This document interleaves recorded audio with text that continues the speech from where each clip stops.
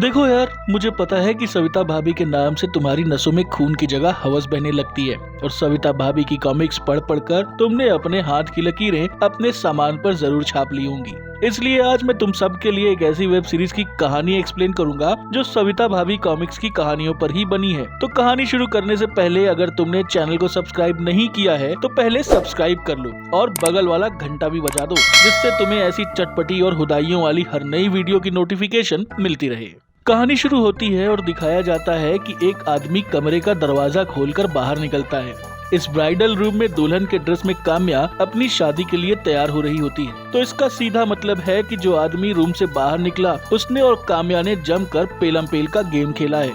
इसके बाद दूल्हे के रूम में विवेक नाम का एक चोमू दूल्हा बनकर तैयार हो रहा होता है और उसी समय दुल्हन काम्या के कमरे से निकला हुआ आदमी वहाँ पहुँचता है।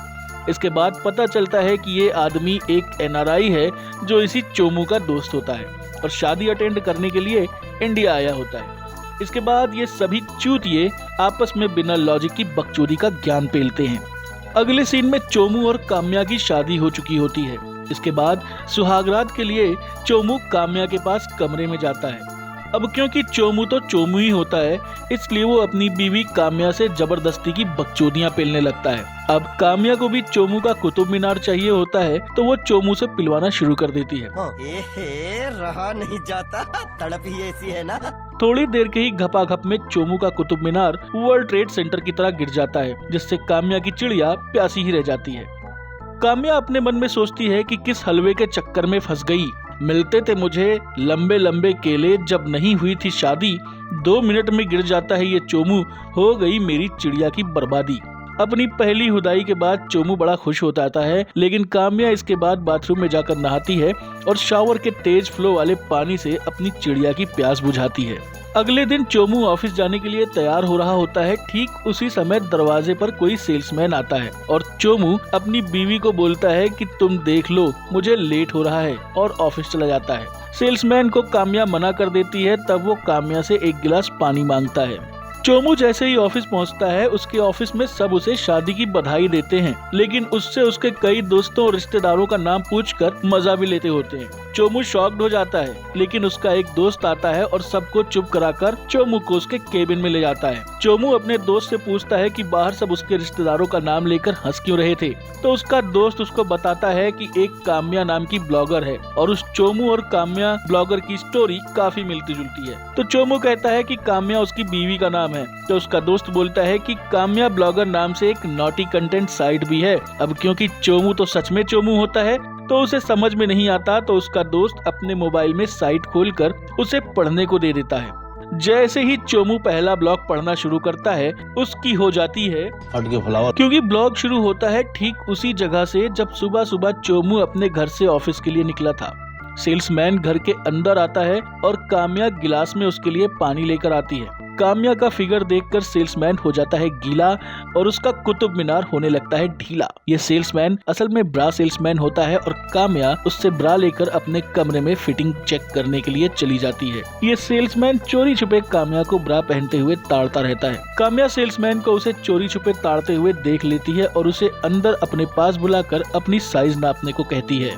सेल्समैन को मौका मिल जाता है और फिर काम्या और सेल्समैन दोनों एक दूसरे को दबा दबा कर अच्छे से नापते हैं। चोमू गुस्से से अपने केबिन में मोबाइल तोड़ने वाला ही होता है कि उसका दोस्त आकर अपना मोबाइल ले लेता है। चोमू तुरंत ही ऑफिस से गुस्से में अपने घर आ जाता है। चोमू घर पहुंचकर काम्या को देखता है तो वो सीढ़ी से कुछ कपड़े हाथ में लेकर उतर रही होती है। इन कपड़ों में वो लाल ब्रा भी होती है जो सेल्समैन की दी हुई थी। चोमू उसको पूछता है कि ये क्या है, तो काम्या उसे बोलती है कि ये वही ब्रा है जो चोमू ने पहली रात उतारी थी। इसके बाद चोमू की नजर उसके घर के टूटे कांच पर पड़ती है, तो वो काम्या से पूछता है कि ये कांच कैसे टूटा। तो काम्या उसे बोलती है कि गली में कुछ लड़के क्रिकेट खेल रहे थे और बॉल लग गई। फिर लड़के घर आकर सॉरी बोले तो मैंने बॉल दे दी। रात में सोते सोते अचानक चोमू जाग जाता है और हॉल में जाकर अपना लैपटॉप निकालता है, लेकिन पढ़ता नहीं है, चुपचाप आकर सो जाता है। अगली सुबह चोमू सोकर उठता है तो उसके दिमाग में 2 लड़कों की स्टोरी घूमती रहती है और वो अपना मोबाइल लेकर बाथरूम में जाता है और वहीं पर वो काम्या ब्लॉगर का अगला ब्लॉग पढ़ने लगता है। ब्लॉग की शुरुआत होती है काम्या के दरवाजा खोलने से और बाहर दो छछूंदर जैसे लड़के हाथ में बैट लेकर खड़े होते हैं। काम्या को देखते ही दोनों गीले हो जाते हैं। लड़के काम्या से बॉल मांगते हैं और काम्या अंदर बॉल लेने के लिए आती है। काम्या के मन में भी चलता है कि दोनों लड़कों की मूंगफलियां फोड़कर खाने में मजा आ जाएगा। काम्या इन दोनों लड़कों को इनकी बॉल अपनी दोनों बॉल हिलाते हुए देती है। काम्या दोनों लड़कों को नींबू पानी भी पिलाती है। इसके बाद बोलती है कि अलमारी के ऊपर एक हैवी बैग रखा है, उसे नीचे उतारना है। दोनों लड़के तुरंत ही बैग उतारने के लिए चले आते हैं। काम्या बैग उतारने के बहाने दोनों लड़कों को बेडरूम में लाती है और दोनों लड़कों की मूंगफली से तेल निकाल देती है। ये कहानी पढ़ने के बाद तो चोमू की फटकर 72 हो जाती है। इसके बाद चोमू बहुत परेशान हो जाता है और उसके दिमाग में यही सब कहानियाँ घूमने लगती हैं। ऑफिस जाने के लिए चोमू अपनी कार में बैठता है, लेकिन कार के अंदर बैठे बैठे ही अपना अगला ब्लॉग पढ़ने लगता है। ब्लॉग में चोमू काम्या को लेकर अपने दोस्त मनोज और लता की मैरिज एनिवर्सरी पर उनके घर जाता है। मनोज किचन में खाना बना रहा होता है और चोमू, काम्या और लता हॉल में ड्रिंक कर रहे होते हैं। काम्या ड्रिंक में आइस क्यूब्स डालने के लिए किचन में जाती है। किचन में काम्या और मनोज एक दूसरे से डबल मीनिंग बातें करते हैं और फिर दोनों किचन में ही अपना आर्ट ऑफ लिविंग प्रोग्राम चालू कर देते हैं, जबकि चोमू और लता हॉल में ही बैठे होते हैं। तभी कार में बैठकर ब्लॉग पढ़ रहे चोमू को काम्या कार का शीशा नॉक कर बुलाती है और बोलती है कि लता का कॉल आया था और आज उसने अपनी एनिवर्सरी पर चोमू और काम्या को इनवाइट किया है। अब यहाँ एक और बकचोदी सामने आती है कि ब्लॉग में जो कुछ भी लिखा है वो काम्या की लाइफ में फ्यूचर में होने वाला है। अब चोमू अपने मन में सोचता है कि काम्या और मनोज को रंगे हाथों पकड़ूंगा। शाम को चोमू और काम्या एनिवर्सरी पर पहुँचते हैं और सब कुछ बिल्कुल वैसे ही होता रहता है जैसा ब्लॉग में लिखा था। मनोज किचन में खाना बना रहा होता है और चोमू, काम्या और लता हॉल में ड्रिंक कर रहे होते हैं। काम्या ड्रिंक में आइस क्यूब्स डालने के लिए किचन में जाती है। थोड़ी देर बाद चोमू को लगता है कि ये सही टाइम है दोनों को रंगे हाथों पकड़ने का और वो किचन में जाता है।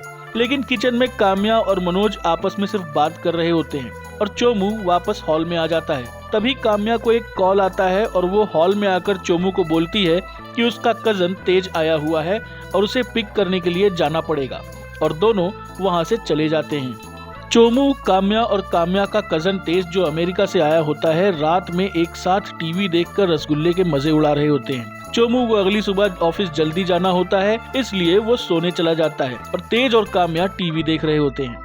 अगले दिन चोमू ऑफिस जल्दी जाता है और अपने ऑफिस के वॉशरूम में बैठकर मोबाइल पर अगला ब्लॉग पढ़ने लगता है।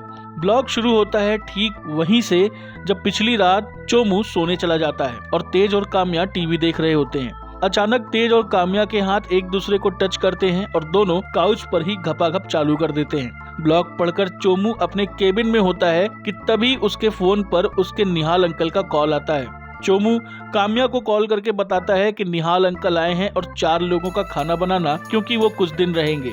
काम्या चोमू को बताती है कि तेज चला गया है। इसके बाद चोमू निहाल अंकल से मिलने के लिए ऑफिस से तुरंत घर के लिए निकल जाता है। चोमू के दोस्त के एक्सप्रेशन से पता चलता है कि अगला ब्लॉग निहाल अंकल पर ही है। रात में ये तीनों चोमू, काम्या और निहाल अंकल साथ में डिनर करते हैं। इसके बाद काम्या बाथरूम में नहा रही होती है। चोमू का निहाल अंकल बाथरूम में चला जाता है और काम्या को पीछे से टच करता है और फिर दोनों में बाथरूम के अंदर ही जमकर घपाघप होती है। ऑफिस में चोमू के केबिन में उसका दोस्त आता है और कहता है कि ऑफिस में इनकम टैक्स की रेड पड़ी है और चोमू को घर भेज देता है। चोमू घर आता है और टेंशन में होता है। काम्या के पूछने पर बताता है कि ऑफिस में इनकम टैक्स की रेड पड़ी है। तभी ऑफिस से चोमू के दोस्त का फोन आता है और वो बताता है कि कंपनी का बैंक अकाउंट इनकम टैक्स वालों ने सीज कर दिया है। चोमू बहुत टेंशन में होता है और काम्या उसको बोलती है कि वो जॉब करना चाहती है और उसके अंकल ने एक मिश्रा जी का नंबर दिया है जिनके ऑफिस में रिसेप्शनिस्ट की जगह खाली है।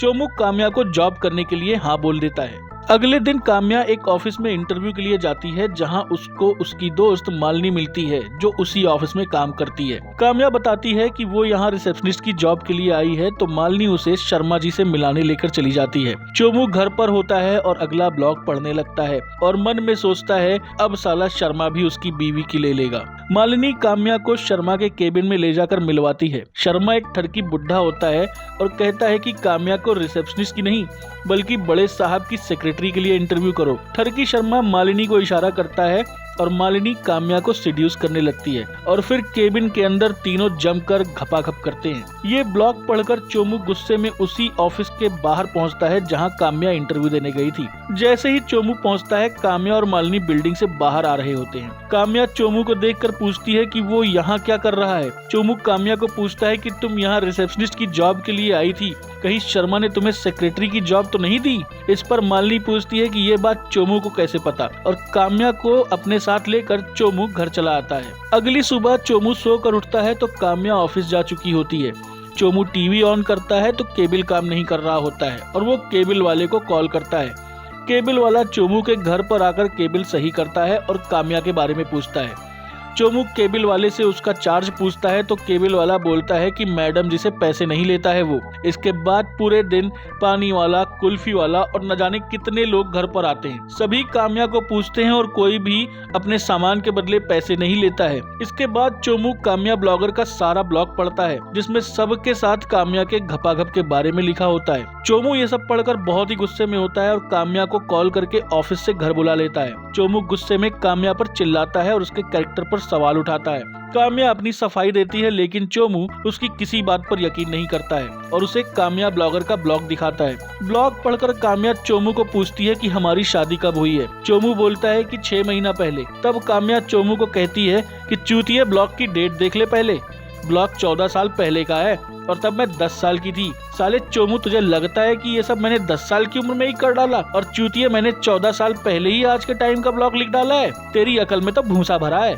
और काम्या चोमू को छोड़कर जाने लगती है। चोमू को अपनी गलती का एहसास हो जाता है और वो काम्या से माफी मांगता है। बाद में काम्या चोमू को माफ कर देती है और फिर रात में दोनों जमकर खुदाई करते हैं। खुदाई के दौरान काम्या कैमरे की तरफ देखकर दर्शकों को आंख मारती है, जिससे हमें पता चल जाता है कि चोमू तो साला सच में ही चोमू है और चोमू का चूतिया ही कट रहा होता है। दोस्तों, अगर तुम्हें सविता भाभी वाली ये कहानी पसंद आई हो तो वीडियो को लाइक कर देना, चैनल को सब्सक्राइब कर देना और बेल नोटिफिकेशन भी ऑन कर देना। मिलेंगे अगले वीडियो में किसी ऐसी ही तड़क भड़क वाली कहानी के साथ। तब तक के लिए नमस्कार।